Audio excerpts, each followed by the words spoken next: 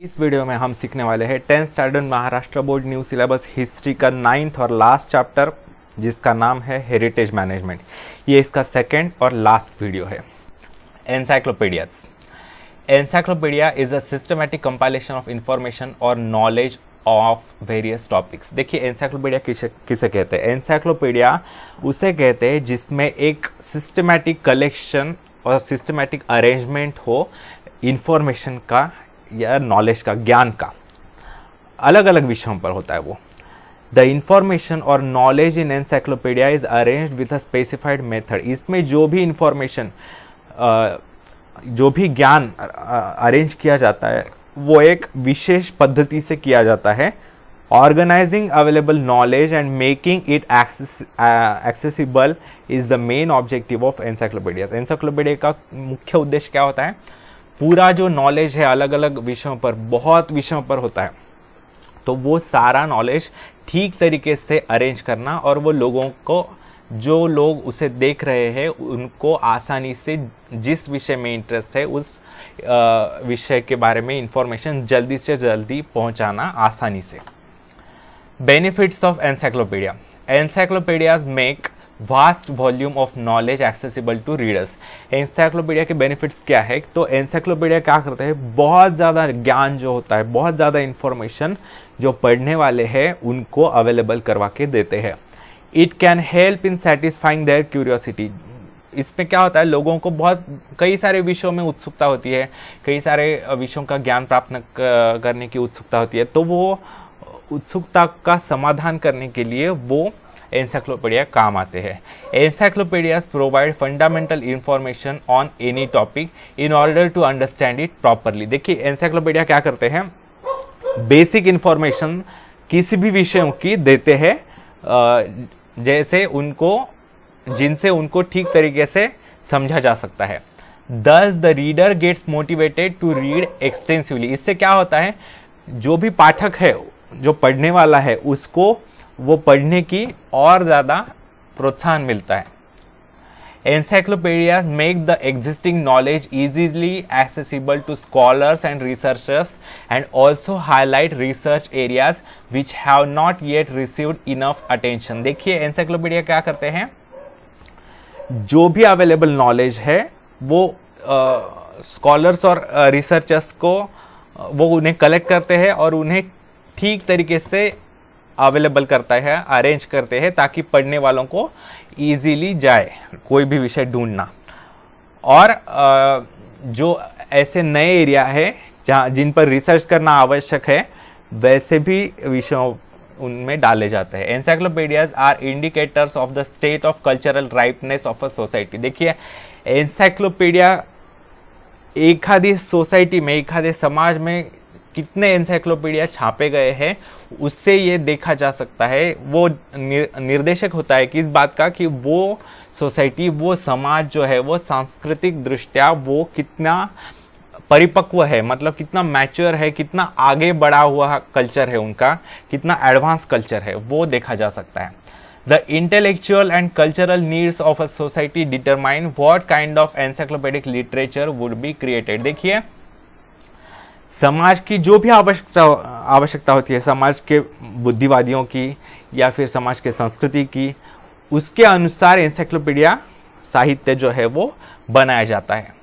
Accuracy, meticulousness, objectivity, standardized format of presentation and updated information are the criteria for designing a structure of an encyclopedia। देखिए क्या क्या लगता है एक encyclopedia design करने में। एक्यूरेसी, जो भी इंफॉर्मेशन आप छाप रहे हो उसमें वो एक्यूरेट होनी चाहिए, एग्जैक्ट होनी चाहिए। मेटिकुलसनेस मतलब वो डिटेल होनी चाहिए, पेचीदा और बारीकी से होनी चाहिए।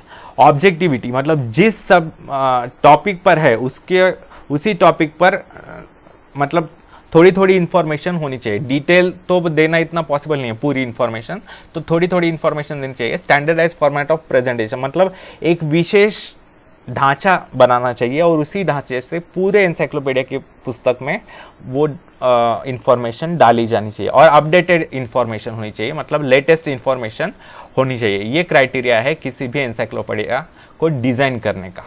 In order to incorporate the latest available information, revised editions of encyclopedias or supplements to original editions need to be published. देखिए, जो भी ज्ञान होता है वो तो स्थिर नहीं होता है, वो बदलते रहता है। जैसे जैसे नई खोजें होती है वैसे वैसे उसमें बदलाव होते रहते हैं। तो जो भी अपडेटेड इंफॉर्मेशन है, जो भी लेटेस्ट इंफॉर्मेशन है, उसके अनुसार नए नए एडिशंस उनके निकालने पड़ते हैं। जैसे एक पहले की एडिशन होती है 2001 में, अगर पहली एडिशन निकाली है तो बाद में कुछ और इंफॉर्मेशन आ गई, उसमें बदलाव हो गए जो भी इंफॉर्मेशन है, तो 2005 में दूसरी एडिशन निकाली, ऐसी तरीके से 2007 में तीसरी एडिशन निकाली। तो उसी बुक्स के जो लेटेस्ट इंफॉर्मेशन उसमें डालकर या चेंज करके नए एडिशंस निकाले जाते हैं, या फिर उसी पुस्तक को सप्लीमेंट्स लगाए जाते हैं एडिशनल इंफॉर्मेशन के। Encyclopedias are arranged either in alphabetical order और according to the order of topics. देखिए, एनसाइक्लोपीडिया में मोस्टली इंफॉर्मेशन जो होती है वो अल्फाबेटिकल ऑर्डर में अरेंज की जाती है, मतलब अल्फाबेटिकल है, ABCD क ख ग घ ऐसे, या फिर ऑर्डर ऑफ टॉपिक्स, विषयों का जो क्रम है उसके अनुसार वो लगाया जाता है। The type of order is decided by keeping the convenience of readers in mind and the ease of accessibility to the information. सबसे महत्व किसे दिया जाता है, सबसे अधिक महत्व? तो ऑर्डर कैसे डिसाइड की जाती है? तो रीडर्स को, जो पाठक है, जो पढ़ने वाले हैं, उनको सुविधा कैसे हो, उनको सुविधाजनक तरीके से पढ़ते आना चाहिए, उनको जल्दी इंफॉर्मेशन मिलनी चाहिए, जो भी इंफॉर्मेशन वो जानना चाहते हैं वो उस तरीके से वो इंफॉर्मेशन अरेंज की जाती है। An index at the end of the encyclopedia is very convenient in this regard. देखिए, दो इंडेक्सेस होते हैं, जो बड़ी बड़ी पुस्तकें होते हैं, अगर आपने देखी होगी कोई पुस्तकें तो उसमें दो इंडेक्सेस होती है। एक तो शुरुआत में होती है जिसमें सारे टॉपिक्स या चैप्टर्स वगैरह होते हैं, और दूसरी इंडेक्स होती है पीछे की तरफ, और पीछे वाले इंडेक्स में पूरी डिटेल इंफॉर्मेशन होती है, मतलब अल्फाबेटिकली कोई भी शब्द, अगर आपको क्यूरियोसिटी है कोई शब्द के बारे में, तो वो शब्द लेकर आप वो अल्फाबेटिकली ढूंढकर पीछे वाले इंडेक्स में आप उसे ढूंढ सकते हैं। छोटे छोटे शब्द जो आए हैं उस एनसाइक्लोपीडिया में, वो एक आधा शब्द है, समझो कैट ये शब्द है, तो कैट अगर आप देखते हैं पीछे वाले इंडेक्स में, तो कैट ये शब्द इस पूरे एनसाइक्लोपीडिया की पुस्तक में कहां कहां आया है, उसके सारे पेज नंबर्स कैट के वर्ड के सामने लिखे हुए होंगे, ऐसा होता है। तो आप वो सारे पेजेस ढूंढकर देख सकते हैं और आपको जो चाहिए वो इंफॉर्मेशन आप पढ़ सकते हैं। इससे काफी सुविधा होती है। The encyclopedia can be created either by a single editor or an editorial committee। जो भी एनसाइक्लोपीडिया होता है वो एक तो अकेले एक संपादक द्वारा बनाया जाता है, एडिटर जिसे बोलते हैं, जो पूरा कलेक्शन करता है इंफॉर्मेशन का, कंपाइलेशन करता है, अरेंजमेंट करता है सिस्टमैटिक वो, या फिर एक एडिटोरियल कमिटी होती है, जो संपादक आयोग होता है, टीम होती है उनकी। The articles in the encyclopedia are written by subject experts. अलग अलग विषयों पर उनमें आर्टिकल्स होते हैं, तो वो सारे आर्टिकल्स जो है वो उस पर्टिकुलर सब्जेक्ट्स के जो प्रवीण लोग हैं, जो नॉलेजेबल लोग हैं, प्रतिष्ठित लोग हैं, उनके द्वारा वो लिखे जाते हैं। Types of encyclopedia. Encyclopaedias can be approximately divided into 4 types. मुख्यतः एनसाइक्लोपीडिया के 4 प्रमुख प्रकार होते हैं। पहला है डिक्शनरीज, इनको मराठी में या हिंदी में बोलते हैं शब्दकोश, डिक्शनरीज। सेकेंड है कॉम्प्रहेंसिव एनसाइक्लोपीडिया, मतलब विश्वकोश। थर्ड है एनसाइक्लोपीडिक कोश सदृश लिटरेचर, कोश सदृश बोलते हैं उसे। और फोर्थ है इंडेक्सेस, अनुक्रमणिका। डिक्शनरीज देखते हैं। Dictionaries arrange the words in a language in a certain order, that is alphabetical order is more common. देखिए, डिक्शनरीज में क्या होता है, जिस भाषा में वो डिक्शनरी है उस भाषा के शब्द सारे अल्फाबेटिकल ऑर्डर में वो लगाए जाते हैं। जैसे डिक्शनरीज भी दो तरह, मतलब कई सारे तरह की होती है। जैसे समझिए इंग्लिश मराठी, ऐसी डिक्शनरी है। इसका मतलब क्या है, इंग्लिश मराठी, इसका मतलब क्या है? इंग्लिश मराठी मतलब पहले इंग्लिश स्पेलिंग में, इंग्लिश स्क्रिप्ट में वो शब्द लिखा होगा CAT कैट, फिर बाद में इंग्लिश, सेकेंड इंग्लिश का मतलब है उसका प्रोनाउंसिएशन दिया होगा जो इंग्लिश में होता है। मराठी के मतलब देवनागरी स्क्रिप्ट में उसका प्रोनाउंसिएशन लिखा जाएगा। कैट के ऊपर ऐसा कैट, ऐसा। और मराठी थर्ड, मतलब उसका मीनिंग जो है वो मराठी में दिया जाएगा, और इसका जो सारे शब्द होंगे वो इंग्लिश अल्फाबेटिकल ऑर्डर में होंगे। या दूसरा है मराठी इंग्लिश भी हो सकती है डिक्शनरी। इसका मतलब है मराठी शब्दों का इंग्लिश में मतलब, कोई व्यक्ति अगर ब्रिटिश व्यक्ति है, इंग्लिश व्यक्ति है और उसे मराठी भाषा सीखनी हो तो उसके लिए ये मराठी इंग्लिश डिक्शनरी काम में आती है। उसमें फिर मराठी अल्फाबेटिकल ऑर्डर से शब्द होंगे, अ आ इ ई से लेकर क ख ग से लेकर ज्ञ तक, तो ऐसा होगा। और फिर उसमें मराठी पहला जो शब्द होगा वो अपनी देवनागरी भाषा में होगा। फिर उसके बाद मराठी मतलब उनके इंग्लिश भाषा में, इंग्लिश स्क्रिप्ट में वही वर्ड लिखा जाएगा, उनको प्रोनाउंस कैसे करना है वो पता चलने के लिए। और थर्ड है इंग्लिश, मतलब उसका अर्थ जो है, उसका मीनिंग जो है वो इंग्लिश में दिया जाएगा। उसे बोलते हैं मराठी इंग्लिश डिक्शनरी, या दूसरी पहली वाली देखी थी वो इंग्लिश मराठी डिक्शनरी। ऐसे बहुत से भाषाओं के दूसरे भाषाओं में रूपांतरण करने वाले डिक्शनरीज यानी शब्दकोश होते हैं। It gives meanings of words, synonyms and etymology. तो डिक्शनरीज में मुख्यतः क्या होता है, शब्दों के अर्थ होते हैं, सिनोनिम्स होते हैं, समानार्थी शब्द होते हैं, और इटिमोलॉजी मतलब कोई भी शब्द, व्युत्पत्ति बोलते हैं इटिमोलॉजी। व्युत्पत्ति मतलब क्या, तो कोई भी शब्द अगर है तो उसका मूल क्या है, मूल कौन सी भाषा से वो शब्द आया है, उसका कैसे रूपांतरण होते गया और वो कैसे आता गया। अगर एग्जांपल देखना है तो मदर, ये अगर हम शब्द देखते हैं मदर जो शब्द है इंग्लिश का, वो लैटिन भाषा से आता है मैटर नाम के, मैटर। और मैटर ये लैटिन भाषा का जो शब्द है वो संस्कृत भाषा से आता है मातृ। इस भाषा मातृ का मैटर हो गया, मैटर का मदर हो गया। तो ये हो गया इटिमोलॉजी।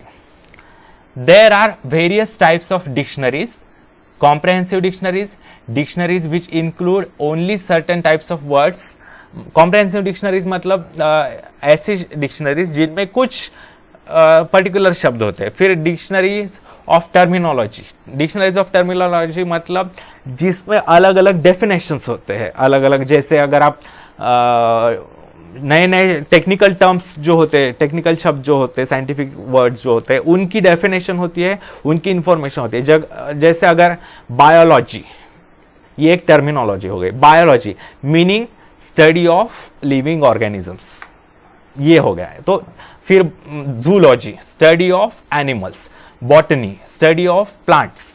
तो ये सारे हो गए ये जो है बायोलॉजी, बॉटनी, जूलॉजी, ये सारी टर्मिनोलॉजी है। तो ऐसे सिर्फ टर्मिनोलॉजीज के बारे में बताने वाली जो डिक्शनरी होती है ऐसी भी होती है। Deals with the terms of peculiar और to a branch of knowledge, उससे बोलते हैं टर्मिनोलॉजी डिक्शनरी।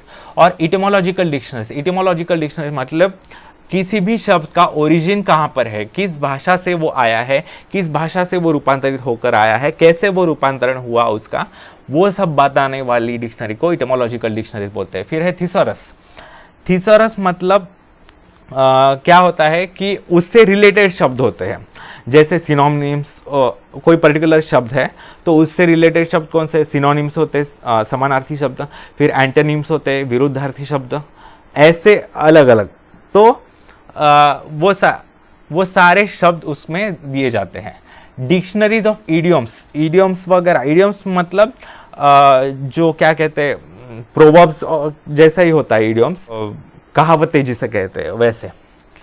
तो इसकी भी डिक्शनरीज होती है, प्रोवर्ब्स की वगैरह, ठीक है। कॉम्प्रहेंसिव एनसाइक्लोपीडिया सेकेंड, उसे बोलते हैं विश्वकोश। There are two types of विश्वकोश. A, it includes all subjects under the sun. For example, Encyclopedia Britannica, महाराष्ट्रीय ज्ञानकोश, मराठी विश्वकोश, etc. तो क्या होता है, फर्स्ट है पहला जो कॉम्प्रहेंसिव एनसाइक्लोपीडिया है, उसमें all the subjects under the sun, मतलब सारे सब्जेक्ट्स जितने भी नॉलेजेबल है वो सारे सब्जेक्ट्स उसमें कवर किए जाते हैं। उनके एग्जांपल्स है एनसाइक्लोपीडिया ब्रिटानिका जो ब्रिटेन की है, महाराष्ट्रीय ज्ञानकोश महाराष्ट्र की है, मराठी विश्वकोश ये भी मराठी है। बी है, it includes comprehensive information on one chosen subject, for example भारतीय संस्कृति कोश, व्यायाम ज्ञानकोश, एटसेट्रा। तो दूसरा एक टाइप है जिसमें एक ही सब्जेक्ट पर, एक ही विषय पर डिटेल में इंफॉर्मेशन दी जाती है। जैसे भारतीय संस्कृति कोश, मतलब भारत में जो जो अलग अलग संस्कृतियां हैं, जैसे मराठी संस्कृति है, बंगाली संस्कृति है, गुजराती संस्कृति है, तमिल संस्कृति है, मणिपुरी संस्कृति है, वो सारे संस्कृतियों के जो जो इंफॉर्मेशन है वो दी जाती है। उसके बाद व्यायाम ज्ञान कोश, व्यायाम ज्ञान कोश मतलब व्यायाम के ऊपर जो एक्सरसाइज होती है, दुनिया के कौन से हिस्से में कौन से तरह की एक्सरसाइज की जाती है वगैरह, भारत के एक्सरसाइज वगैरह वगैरह अलग अलग। तो इसमें एक ही टॉपिक चुना है, जैसे इंडियन कल्चर और इसमें एक्सरसाइज, तो एक ही टॉपिक चुनकर भी उसके ऊपर पूरी डिटेल इंफॉर्मेशन देने वाले भी होते हैं। थर्ड है एनसाइक्लोपीडिक लिटरेचर, दैट इज उसे बोलते हैं कोश सदृश। It is similar to an encyclopedia which comprises scholarly articles providing information on all possible aspects of one or more pre determined subjects. देखिए इसमें क्या होता है, तो ये एनसाइक्लोपीडिया जैसा ही होता है, जिसमें देखिए ये शब्द अगर देखेंगे, कोश सदृश, कोश मीन्स एनसाइक्लोपीडिया और सदृश मीन्स उसके जैसा। तो it is similar to encyclopedia which comprises scholarly articles providing information on all possible aspects of one or more predetermined subject, मतलब एक या अधिक विषयों पर डिटेल में सारे आर्टिकल्स जितने भी छापे गए हैं रिसर्च करके, अलग अलग लोगों ने, अलग अलग देशों के, अलग अलग रीजन्स के लोगों ने जितने भी आर्टिकल्स छापे हैं, जितने भी रिसर्च पेपर्स छापे हैं, उसके ऊपर उसमें सारे दिए जाते हैं, उसकी सारी इंफॉर्मेशन दी जाती है। फॉर एग्जांपल महाराष्ट्र जीवन वॉल्यूम 1 और 2, इसमें महाराष्ट्र के जो गांव के लोग हैं, जैसे मराठवाड़ा के लोग, उनका क्या स्टाइल है, फिर कोंकण के लोगों का स्टाइल क्या है रहन सहन का वगैरह, फिर पश्चिम महाराष्ट्र या फिर विदर्भ वगैरह, उन सभी का इंफॉर्मेशन है। शहर पुणे, इसमें वॉल्यूम 1, 2 है, इसमें पुणे शहर की पूरी history, present, past, modern history और एकदम मिडिवल हिस्ट्री और प्राचीन हिस्ट्री जो है वो पूरा। फिर है year book, Manorama, times of India etcetera. Year book मतलब हर वर्ष के अंत में उस साल में जो जो महत्वपूर्ण घटनाएं घटी उसके बारे में इंफॉर्मेशन दी जाती है वो। Fourth, indexes. Indexes usually occur eight the end of a book. हाँ, तो इंडेक्सेस जैसे कि मैंने बताया दो होती है। पहली तो एक ऊपर वाली इंफॉर्मेशन देने वाली, चैप्टर्स मेन सब्जेक्ट्स देने वाली जो होती है वो पहले शुरुआत में होती है, और जो डिटेल इंफॉर्मेशन देने वाली इंडेक्स होती है वो आखिर में होते हैं, अंत में होती है पुस्तक के। There are a few indexes publish separately, कुछ इंडेक्सेस सेपरेटली भी पब्लिश किए जाते हैं। Indexes are the alphabetical list of the individual subjects, places, keywords, reference books etcetera. तो इंडेक्सेस में क्या आता है, अल्फाबेटिकल ऑर्डर में पूरा लिस्ट होती है, उसमें जिस जिस व्यक्तियों का, जिन जिन विषयों पर, जिन जिन जगहों के बारे में, जिन जिन महत्वपूर्ण शब्दों के बारे में लिखा गया है, जो जो रेफरेंस बुक्स मतलब जिनमें से ऐसे पुस्तकें जिसमें से इंफॉर्मेशन लेकर वो एनसाइक्लोपीडिया लिखा गया है वगैरह, वो सब कुछ लिखा जाता है। For example the index of Marathi periodicals prepared by S.G. Date. Indexes, ये एग्जांपल है, indexes are helpful in finding required information and it makes the information in a book easily accessible. तो इंडेक्सेस से क्या होता है, जो भी इंफॉर्मेशन पुस्तकों में दी गई है वो इजीली ढूंढी जा सकती है आसानी से। Encyclopedia and history. एनसाइक्लोपीडिया का इतिहास कैसा रहा है?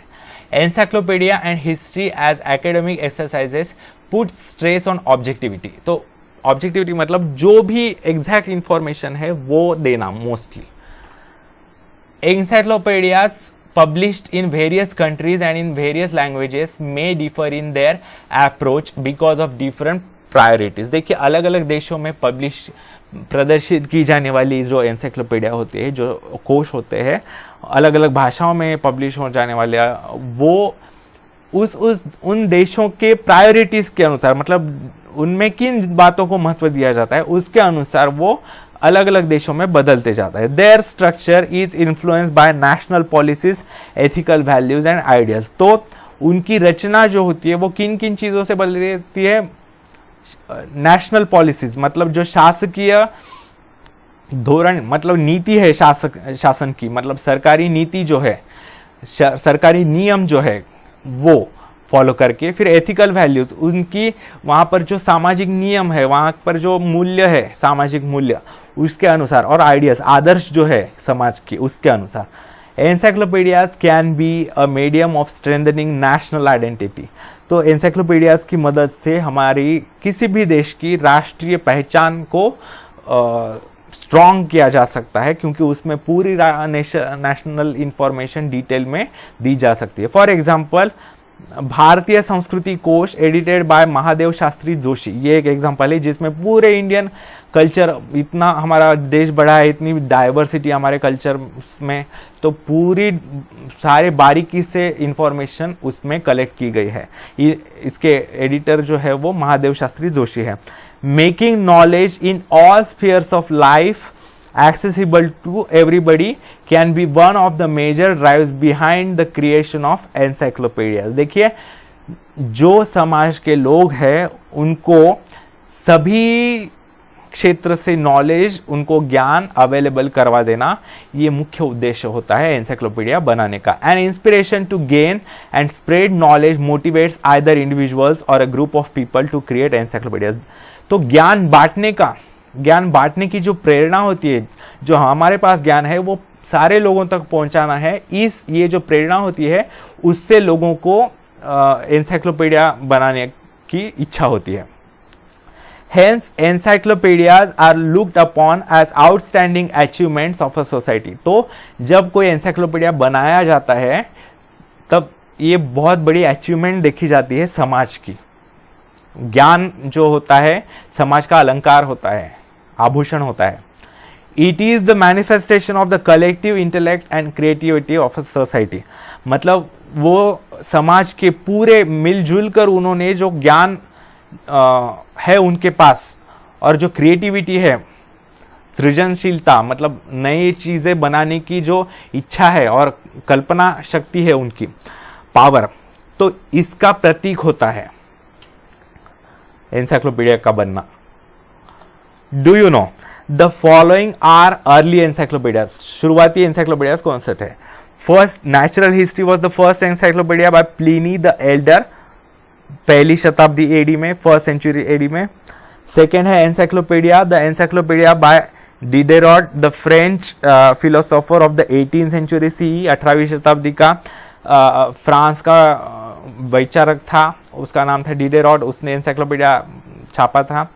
थर्ड है encyclopedia Britannica. This encyclopedia was first published in 1767 CE, 1767 में एनसाइक्लोपीडिया ब्रिटेन द्वारा छापा गया था। This is suppose to be an important milestone in making of encyclopedia. इनके जो एडिशंस है वो आज भी निकलते हैं एनसाइक्लोपीडिया ब्रिटानिका के। There is an ancient tradition of dictionaries like Nighantu, शब्दकोश एटसेट्रा। हमारे देश में भी, हम भी कहीं पर भी पीछे नहीं है, तो हमारे देश में डिक्शनरीज आती रही है, जैसे निघंटू नाम की है, शब्दकोश नाम से। द एनसाइक्लोपीडिक वर्क ऑफ महानुभाव सेक्ट, महानुभाव संप्रदाय जो है हमारे धर्म में, सनातन धर्म में महानुभाव संप्रदाय है, तो उनका एक एनसाइक्लोपीडिक वर्क है जिसका नाम है राज्य व्यवहार कोश। किसने बनाया है? कि इन्होंने बनाया है, prepare during the reign of Chhatrapati Shivaji Maharaj. ये जो है राज्य व्यवहार कोश, ये शिवाजी महाराज के कार्यकाल में बनाया गया है, जिसमें उनके कार्यकाल के बारे में, उनके कामकाज के बारे में पूरी इंफॉर्मेशन दी गई है, important in the books of medieval period. Encyclopedias on the history related subjects. There is a rich tradition of creating encyclopedias on history related subjects. तो बहुत ही समृद्ध परंपरा रह चुकी है एनसाइक्लोपीडिया, इतिहास से रिलेटेड एनसाइक्लोपीडिया बनाने की। भारतीय प्राचीन ऐतिहासिक कोश, जो प्राचीन भारतीय है, एंशिएंट इंडिया जो है, उसके बारे में एनसाइक्लोपीडिया छापा बनाया गया है, किसने? रघुनाथ भास्कर गोडबोले इन 1876 is the earliest encyclopedia of this kind. तो देखिए, हम उस समय ब्रिटिशों के कब्जे में थे, तो ऐसा कोई भी काम करने पर पाबंदी थी उस समय, ब्रिटिशों द्वारा पाबंदी लगाई गई थी, फिर भी उन्होंने इतना कंट्रीब्यूट किया है भारत के प्राचीन इतिहास पर एनसाइक्लोपीडिया बनाकर। It includes information about various individuals and places in ancient India. इसमें प्राचीन भारत के कई सारे महत्वपूर्ण व्यक्ति और जगहों के बारे में इंफॉर्मेशन दी गई है। According to the editor, those individuals who lived in Bharatvarsha earn a name for themselves and were part of us along with their women, their sons, their religions, their lands and capitals, also the rivers and mountains in their lands, whatever their history। इसमें जो भी भारतवर्ष, भारत का प्राचीन नाम भारतवर्ष है, पूरा नाम वैसे देखा जाए तो भारतवर्ष में जो भी प्रसिद्ध बड़े बड़े व्यक्ति हो गए, मतलब पुरुष हो गए, महिलाएं हो गई, फिर उनके बेटे हो गए, फिर उनके धर्म के बारे में, उनकी ज़मीनों के बारे में, उनका राज्य कहाँ तक फैला हुआ था, उनकी राजधानियाँ कहाँ पर थी, हमारे देश में नदियाँ कौन सी थी या है, माउंटेन्स पर्वत कौन से है वगैरह, is given in this encyclopedia. 23 volumes of Maharashtriya Dnyankosh and edited by Shridhar Venkatesh Ketkar are available. तो 23 वॉल्यूम्स है, मतलब 23 पुस्तकें हैं, पार्ट से महाराष्ट्रीय ज्ञानकोश के, इतना बड़ा है, जो श्रीधर वेंकटेश केतकर जी ने बनाया है। The major drive for Ketkar in creating it was to facilitate wider access to knowledge and to expand the intellectual sphere of Marathi speaking people. जो भी मराठी भाषक लोग हैं, महाराष्ट्र के लोग हैं, उनको अपनी संस्कृति के बारे में, अपने इतिहास के बारे में, अपने जो भी वैज्ञानिक कंट्रीब्यूशन है, जो भी हमने किया है, वो पता होना चाहिए, इसलिए वो बनाया है। His was far reaching view of history which is reflected in these volumes। तो उनका इतिहास के बारे में दृष्टिकोण जो था वो बहुत विस्तार पूर्वक था, बहुत ही वास्ट था, तो वो उसमें रिफ्लेक्ट होता है, वो उसमें पता चलता है। भारतवर्षीय चरित्र कोश is another important encyclopedia. Bharatvarshiya चरित्र कोश मतलब महत्वपूर्ण भारत के लोग जो है, व्यक्ति जो है, उनके चरित्र मतलब उनके बायोडाटा, बायोग्राफीज, वो लिखा गया है।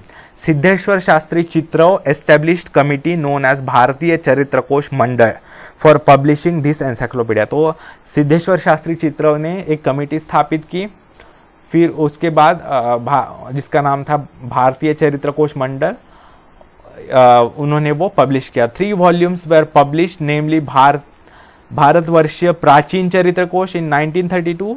ये भी स्वतंत्रता से पहले किया गया है। तो भारतवर्षीय प्राचीन चरित्र कोश मतलब एंशिएंट इंडिया का जो हिस्ट्री है, उसके जो महत्वपूर्ण लोग थे उनके बारे में इंफॉर्मेशन। भारतवर्षीय मध्ययुगीन चरित्र कोश, ये 1937 में पब्लिश हुआ, जिसमें मध्ययुगीन मतलब मेडिवल पीरियड में जो महत्वपूर्ण लोग हो गए उनके बारे में। एंड भारतवर्षीय अर्वाचीन चरित्र कोश 1946 में पब्लिश हुआ, मतलब अर्वाचीन मतलब मॉडर्न हिस्ट्री जिसे बोलते हैं।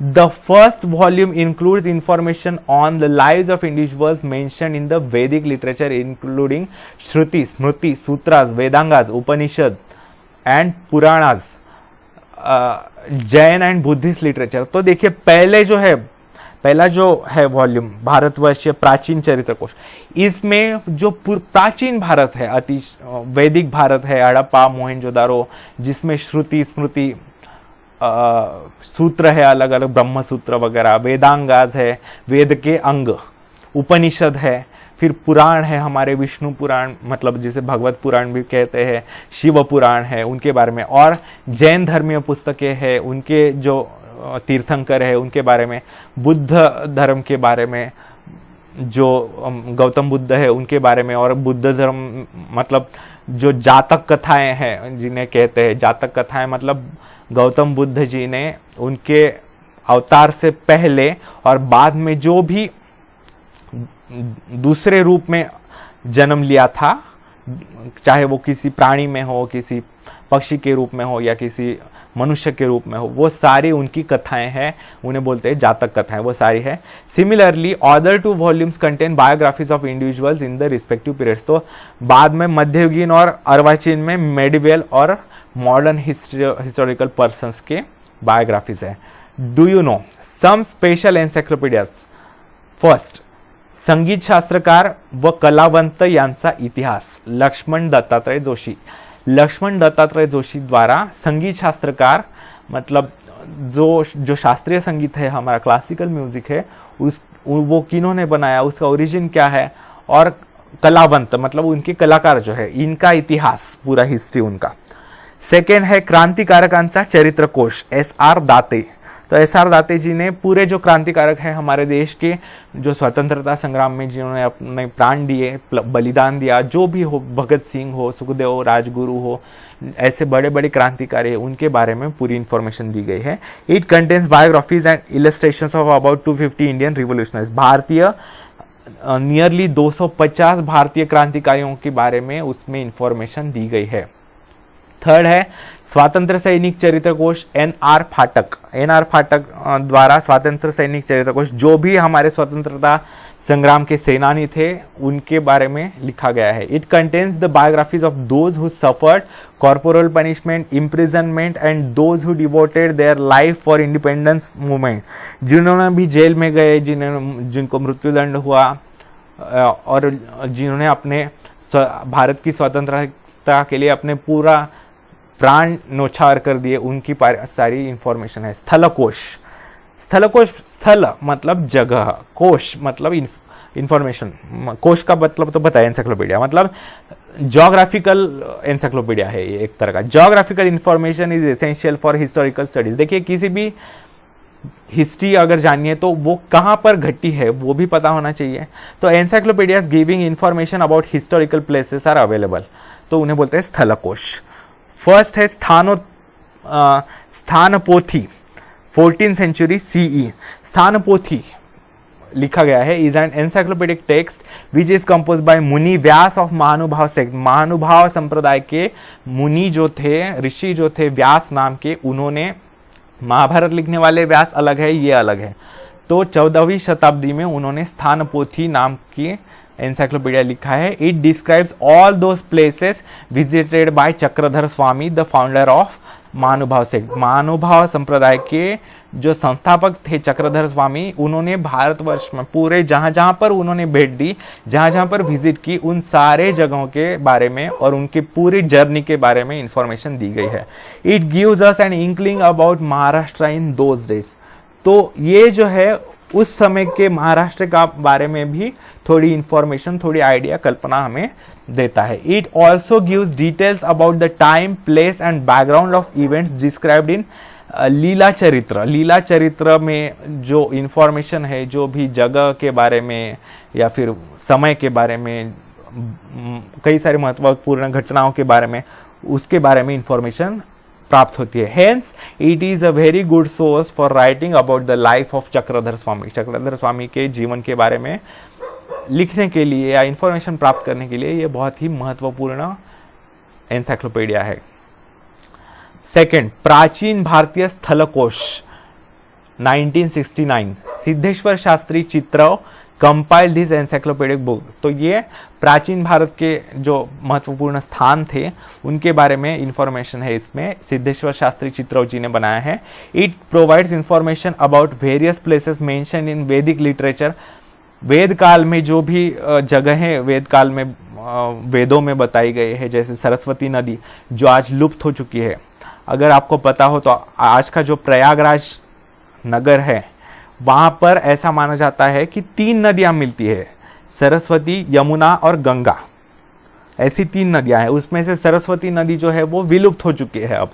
तो ये सारी जगहें, स्थान जो है वो वैदिक लिटरेचर की उसमें फिर लिखी गई है। फिर है कौटिल्य अर्थशास्त्र, मतलब जो चाणक्य था उसका दूसरा नाम था कौटिल्य। तो उसने पुस्तक लिखी थी कैसे राज्य शासन चलाना चाहिए वगैरह, तो उसे बोलते हैं कौटिल्य अर्थशास्त्र, उस पुस्तक का नाम। पाणिनीज ग्रामर, पाणिनी ने संस्कृत भाषा को पूरा डिटेल में ग्रामराइज किया, मतलब उसे एक पर्टिकुलर व्याकरण में बंधित किया, उसके नियम बनाए पाणिनि ने।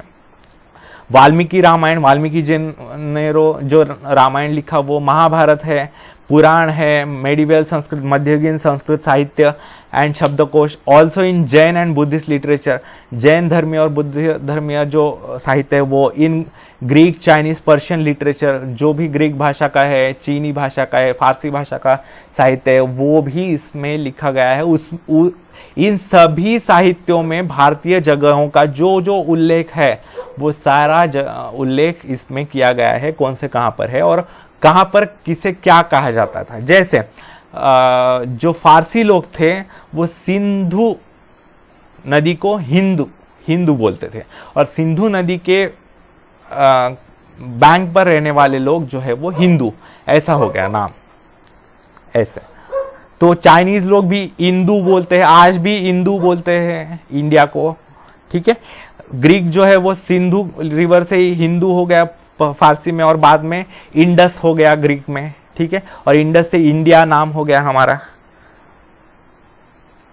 फिर है विश्वकोश।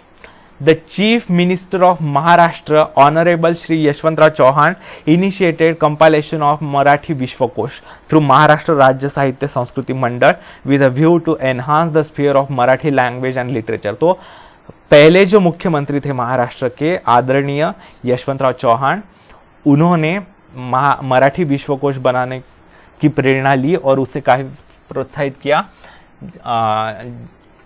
किसके जरिए? महाराष्ट्र राज्य साहित्य संस्कृति मंडल के द्वारा मराठी भाषा और साहित्य का विस्तार बढ़ाने के लिए। The work was started under the guidance of Tarkatirtha Laxman Shastri Joshi. तो तर्कतीर्थ ये पदवी दी गई है उन्हें लक्ष्मण शास्त्री जोशी जी के गाइडेंस में ये काम शुरू किया गया। It contains knowledge about all possible subjects in the world. तो इसमें जितने भी विषय है उस सभी विषयों के बारे में इंफॉर्मेशन है। It also contains very important entries about history. ऐतिहासिक महत्वपूर्ण घटनाएं जो है उनका भी उल्लेख उसमें किया गया है।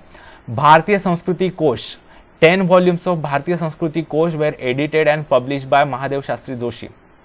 तो महादेव शास्त्री जोशी जी ने 10 वॉल्यूम्स मतलब 10 अंक बनाए उसके, 10 वॉल्यूम्स मतलब पार्ट 10 पार्ट्स बनाए और पब्लिश किए भारतीय संस्कृति कोश के।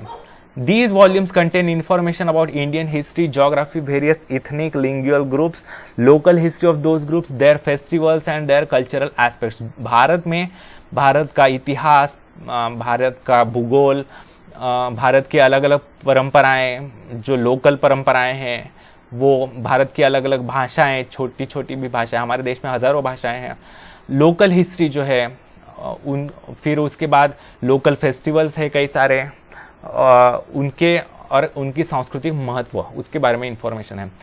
संज्ञा Kosh, there are encyclopedic text explaining the terminology. संज्ञा मतलब टर्मिनोलॉजी, जिसे मैंने बोला है, जैसे बायोलॉजी एक टर्मिनोलॉजी है, बॉटनी, जूलॉजी, फिजिक्स, ऐसे। तो ये हो गई टर्मिनोलॉजीज। तो टर्मिनोलॉजी मतलब मराठी में या संस्कृत में उसे बोलते हैं संज्ञा।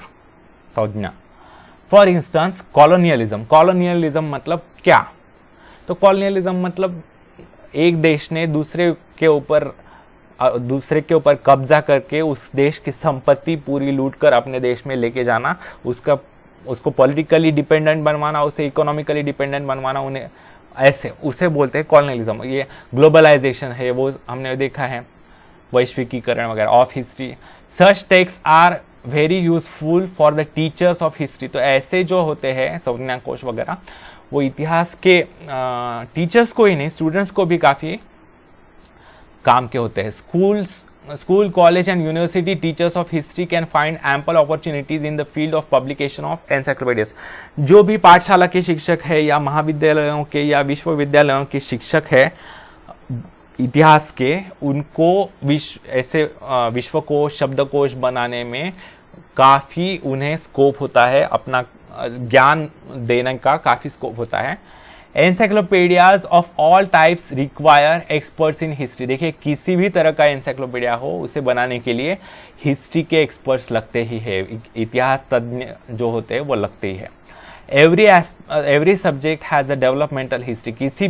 कोई भी विषय चाहे हो उसकी विकास मतलब वो डेवलप कैसे होता गया, उसकी कुछ इतिहास होता है। तो वो उसका ज्ञान होने के लिए इतिहास वाले लोग लगते हैं। Scholars of history can contribute significantly to encyclopedias of various types. अलग अलग विषयों के स्कॉलर्स जो होते हैं, विशेषज्ञ, उन्हें वो कंट्रीब्यूट कर सकते हैं एनसाइक्लोपीडियाज बनाने में। After studying this text book you must have noted that with specialisation in history one can get access to several career opportunities in various fields. देखिए, ये पुस्तक पढ़ने के बाद आपको ये एहसास हुआ होगा कि इतिहास कोई मतलब विदाउट मतलब बिन काम की चीज नहीं है, ये भी काम की चीज है, ये भी बहुत ही महत्वपूर्ण है, इसमें भी काफी करियर अपॉर्चुनिटीज है, आप इसमें भी करियर कर सकते हैं। तो इससे आपको पता चलता है you can choose your future career with the help of the information in this text book. तो आपको अगर करियर चुनना है, जैसे कॉम्पिटिटिव एग्जाम्स जैसे यूपीएससी है, एमपीएससी है, या फिर आईएएस है, आईपीएस है, या फिर कोई भी अगर आप करियर चुन सकते हैं, तो उसमें आपको इस टेक्स्ट बुक की इंफॉर्मेशन बहुत काम की होगी। ठीक है दोस्तों, तो हमारा सिलेबस यहाँ पर समाप्त होता है।